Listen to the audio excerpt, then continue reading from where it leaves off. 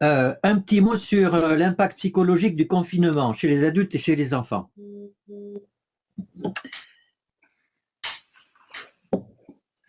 Alors,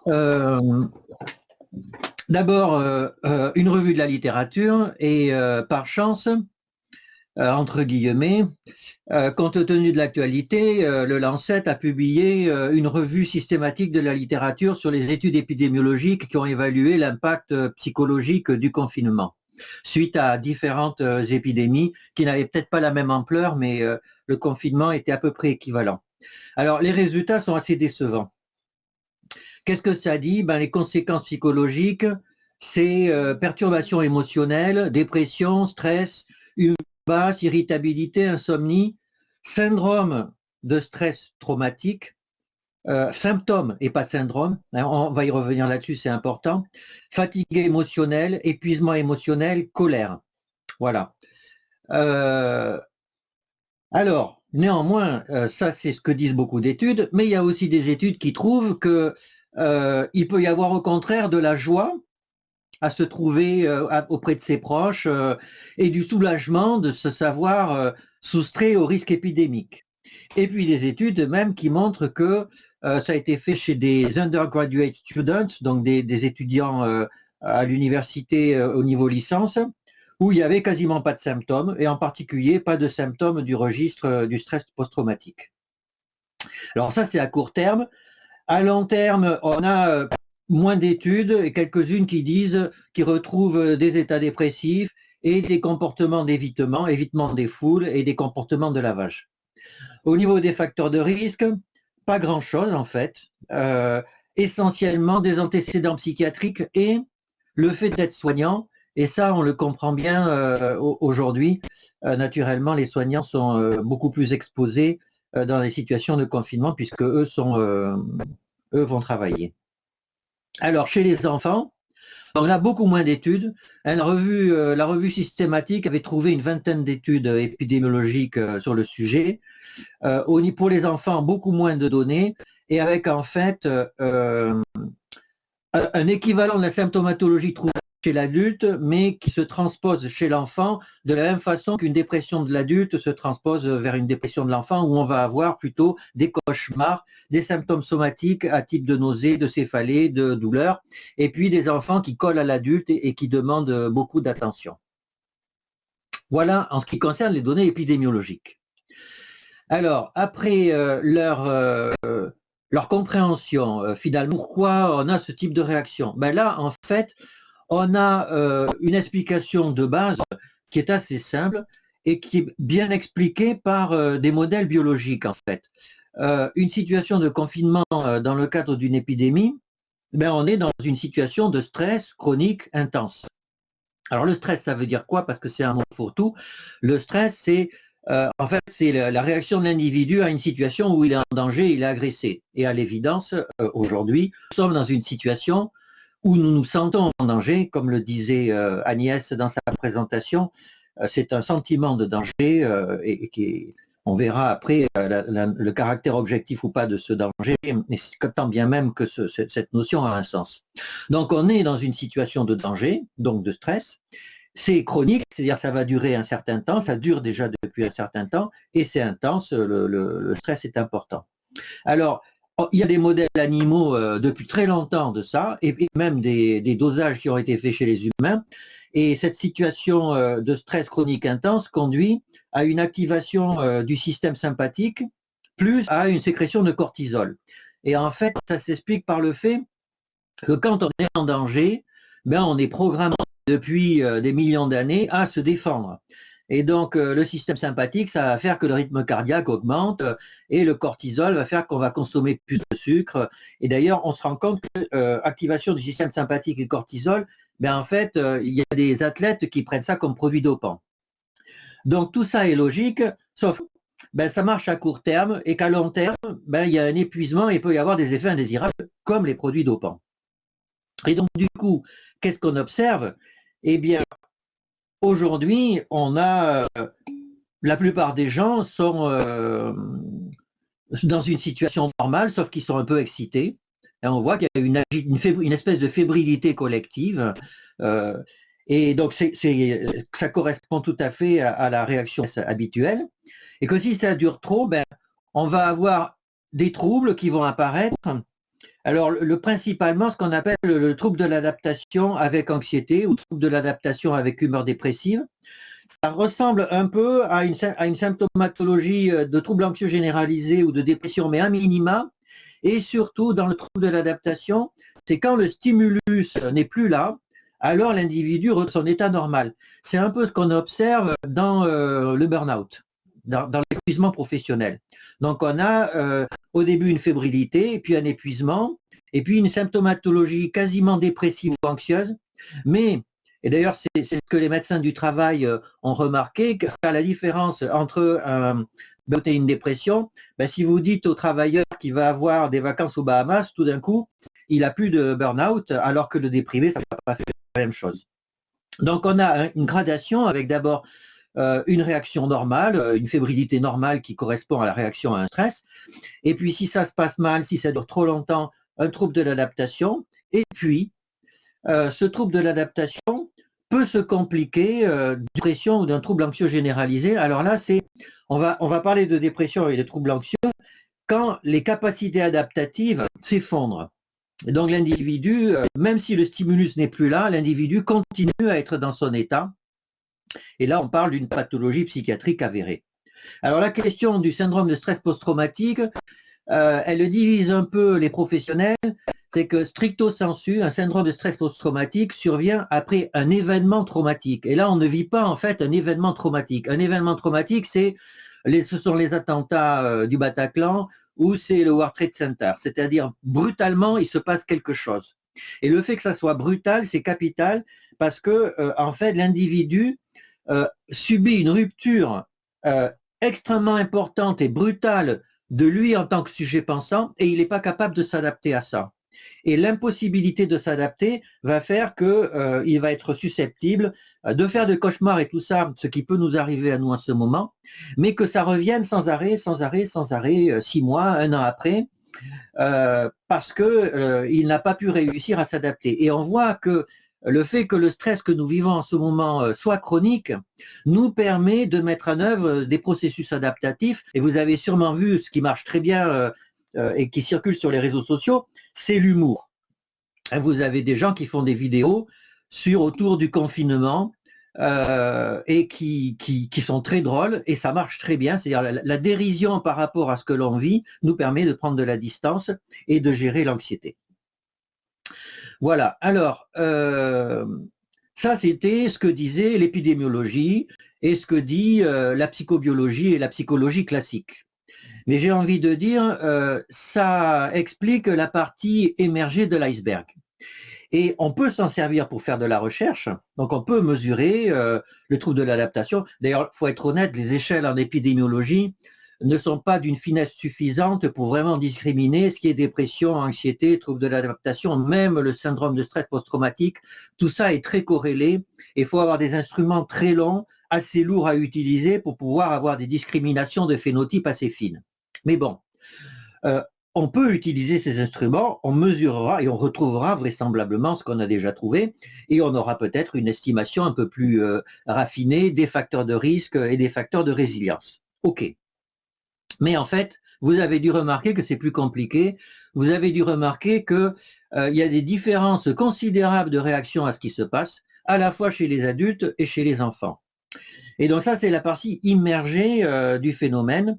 Et je vous propose, dans les 10 minutes qui restent, d'essayer de réfléchir à cette partie immergée en sachant que là, ça ne repose plus sur des bases scientifiques. Hein, ça repose plus sur des constatations cliniques et des textes de psychologie clinique.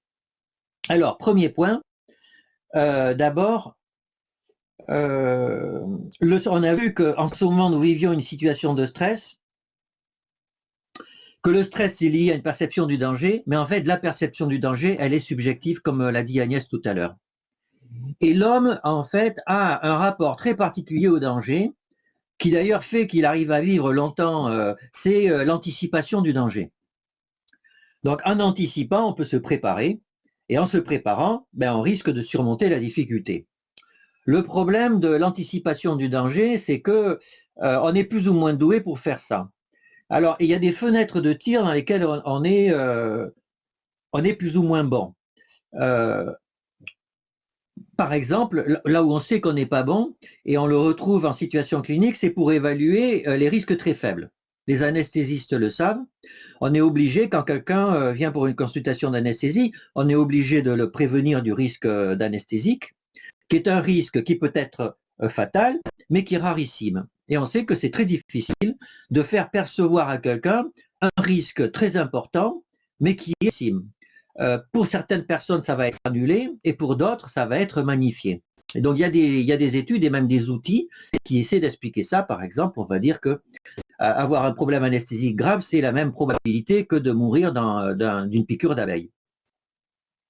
Alors, il y a d'autres biais qui sont connus autour de ça, c'est qu'il y a des individus qui ont une aversion du risque et des individus qui n'ont pas de problème avec le risque. Et donc, du coup, pour eux, avec un niveau de danger objectif équivalent, en fait, la perception du danger va être différente et c'est connu en économie de la santé.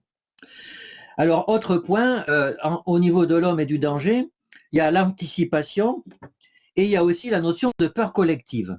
C'est un peu notre côté herbivore. Vous savez que les herbivores ont des réactions de fuite collective. Dès qu'il y en a un qui perçoit le danger est amplifié au niveau du groupe et tout le troupeau s'en va. Et les psychosociologues ont étudié ça, ils ont montré qu'il y a des types de peurs collectives qui sont fortes. Il y a la guerre, les catastrophes naturelles, le risque alimentaire et la crise sanitaire. Et donc on est dedans, on est en ce moment dans une situation de danger et dans une situation de danger collectif. Et ces situations de danger collectif, dans le cadre de l'épidémie, elles prennent une proportion très importante parce qu'on a à la fois la question de l'anticipation dans l'épidémie, on a vu c'était le topo de Catherine ce matin, combien de morts va-t-il y avoir, combien de sujets malades va-t-il y avoir, et donc là on est dans l'anticipation, et puis on est dans l'anticipation d'une peur collective puisque l'épidémie touche la société dans son ensemble. Et l'agrégation de cette peur, de cette anticipation et de cette peur collective va faire qu'on va avoir des comportements, alors on a envie de dire irrationnels, je ne suis pas sûr que le mot soit adapté, en tout cas on va avoir des comportements qui vont être interrogeables, disons. Alors, prenons un peu de recul. Hein. Vous vous souvenez de l'estimation de Catherine qu'elle a reconnue elle-même comme étant un peu élevée. Combien de morts pourra-t-il y avoir à l'issue de l'épidémie que nous vivons en ce moment en France? Donc elle a une estimation autour de 60 000 morts en disant que c'était une estimation haute. Alors c'est un drame, bien entendu, on est bien d'accord, et nous vivons un drame, et en ce moment c'est très difficile à l'hôpital. Je ne sous-estime absolument pas le problème. Mais 60 000 morts, en fait, c'est ce que fait le tabac tous les ans en France. Et ça fait 20, 30, 40 ans que c'est comme ça. Et en fait, ça n'est absolument pas perçu, malheureusement, comme un problème sociétal, même d'une ampleur qui serait largement inférieure à celle de l'épidémie.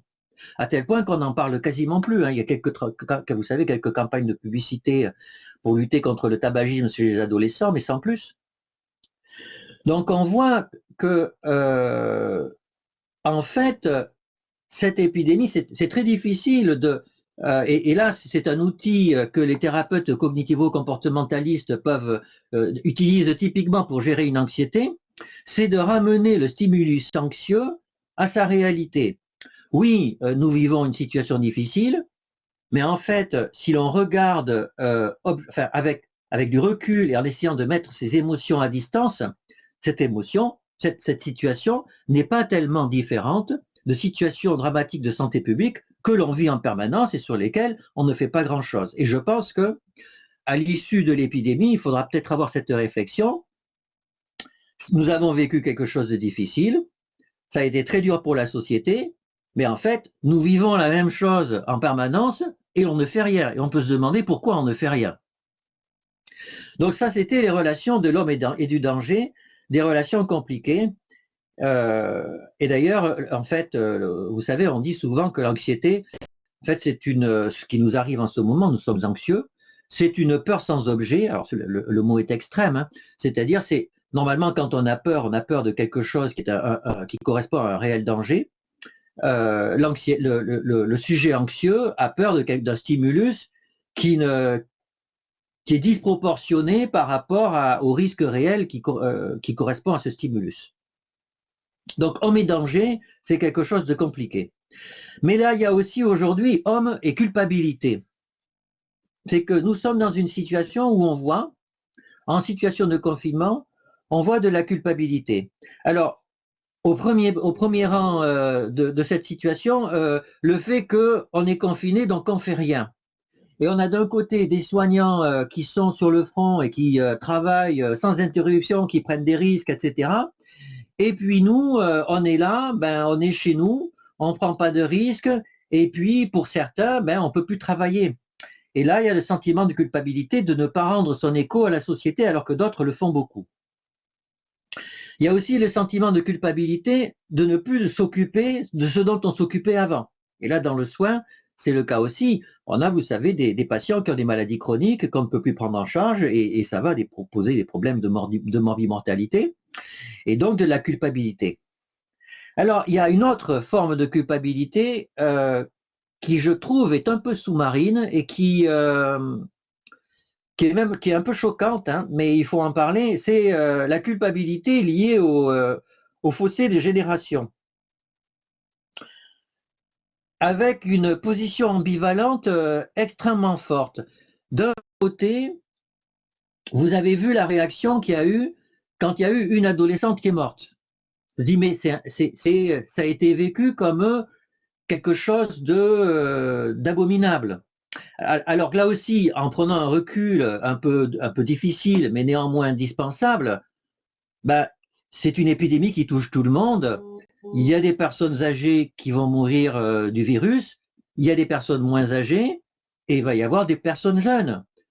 Et j'ai envie de dire, heureusement, en ce qui me concerne, il va y avoir beaucoup moins de personnes jeunes. En tout cas, il faut avoir un peu de recul par rapport à la disproportion émotionnelle que l'on a ressentie. Alors vous me direz, c'est bien naturel, dans une société, on protège les jeunes, et donc le fait qu'une personne adolescente soit morte du virus nous a touchés parce que la société protège les jeunes. Ben ouais, mais en fait, c'est pas si simple que ça. C'est que qu'est-ce qui se passe? On a eu des retours de stagiaires infirmiers ou d'étudiants en médecine sur le terrain à qui on a dit, écoute, on n'a pas de masque, toi tu es jeune, nous on est vieux, toi tu risques rien, tu vas t'occuper des patients. Ça s'est passé réellement. Et ça se passe encore réellement. Et donc là, on voit l'ambivalence qu'il y a entre la perception que les différentes générations ont les unes des autres. Et d'un côté, je ne sais pas si vous vous promenez dehors, mais vous savez que les jeunes générations ont plus de mal avec les mesures de confinement. Pourquoi? Parce que d'un côté, quand on est adolescent ou quand on est un jeune adulte, vous savez qu'on n'a pas de conscience qu'on va pouvoir mourir. Il n'y a que les jeunes, il n'y a que les vieux qui meurent, hein, dans l'imaginaire d'un adolescent.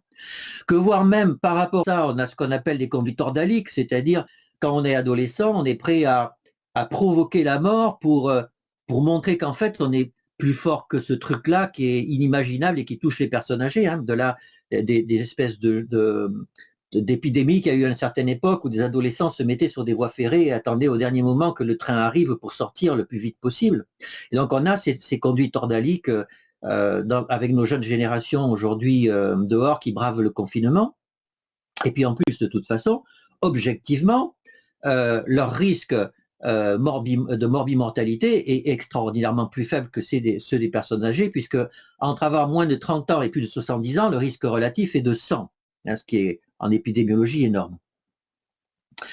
Alors, on peut même aller plus loin, vous savez, on peut imaginer qu'inconsciemment, figurez-vous que le fait que le jeune soit dehors, en fait, lui, ça ne va pas le toucher tellement, mais il a entendu dire qu'il pouvait être un vecteur sain de la maladie et il pouvait contaminer des sujets plus âgés. Moi, je suis prêt à parier que c'est un acte collectif, que quelque part, si les vieilles générations pouvaient disparaître, inconsciemment, naturellement, inconsciemment, hein, Pour un jeune, ben, ça ne serait pas forcément plus mal. Et d'ailleurs, souvenez-vous ce qui s'est passé en 2003 pendant l'été.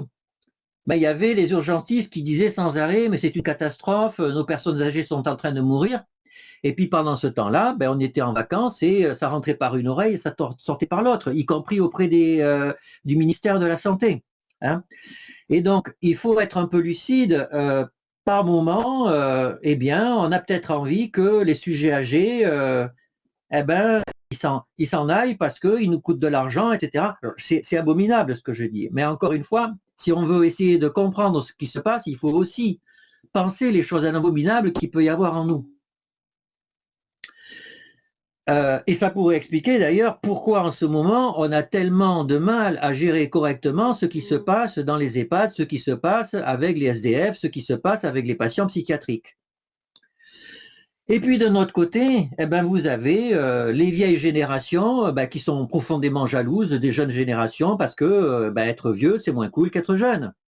Et donc si on peut mettre les jeunes en avant et qu'ils soient confrontés au virus plutôt que nous, eh ben, on risque de le faire. Donc ça, c'était homme et culpabilité. Mais il y a aussi l'homme dans sa singularité.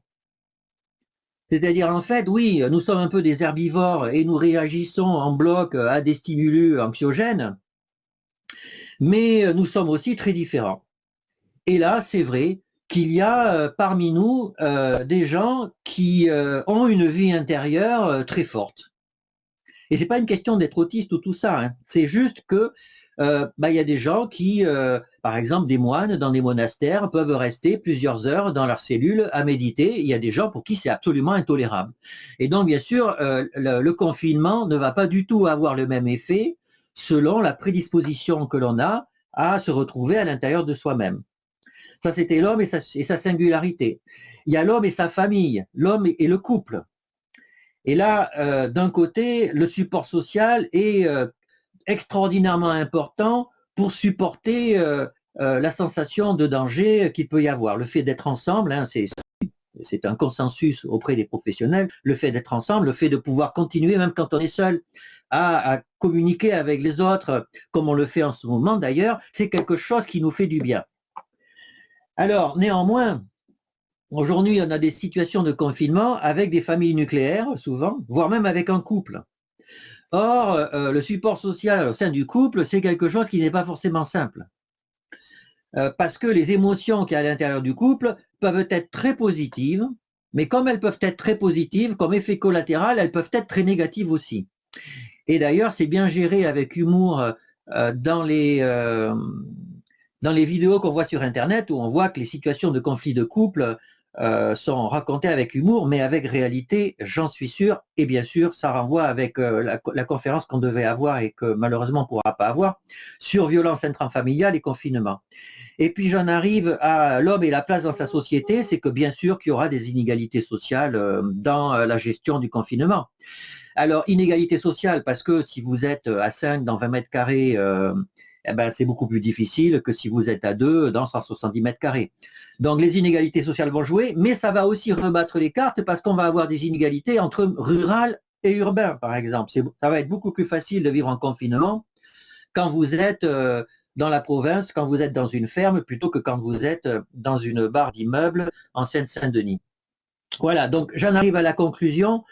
Vous voyez que vous avez de la variance expliquée dans les études épidémiologiques, qui est vraiment la partie émergée de l'iceberg, et puis vous avez une variance résiduelle, qui est la partie immergée, qui est considérable, et qui fait qu'en population générale, vous allez avoir des adultes, en fait, qui vivent bien en situation de confinement, d'autres pour qui c'est une catastrophe, et c'est pareil pour les enfants. On a des enfants qui vont bien et des enfants qui le supportent très mal, et c'est la même chose pour les patients.